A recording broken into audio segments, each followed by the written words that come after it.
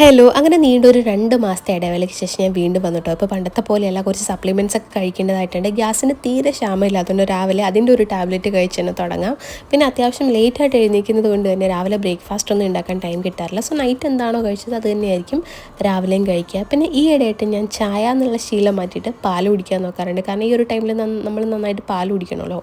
പിന്നെ ഇത് ഇതെൻ്റെ അയണിൻ്റെ ടാബ്ലറ്റാണ്, അത് എടുക്കുന്നുണ്ട്. പിന്നെ നന്നായിട്ട് വെള്ളം കുടിക്കുക, വെള്ളം കുടിച്ചുകൊണ്ടേ ഇരിക്കുക. ഇതെൻ്റെ ഉച്ചവരെയുള്ള ടാർജറ്റാണ് കേട്ടോ ഈ ഒരു ബോട്ടിൽ എന്ന് പറയുന്നത്. പിന്നെ ഇത് ലഞ്ചിൻ്റെ ടൈം ആയപ്പോൾ അത്യാവശ്യം കുറച്ച് വെജിറ്റബിൾസ് ഒക്കെ ആഡ് ചെയ്തിട്ട് കഴിക്കുന്നുണ്ട്. വീണ്ടും വെള്ളം കുടിക്കുക, വെള്ളം കുടിച്ചുകൊണ്ടേ ഇരിക്കുക.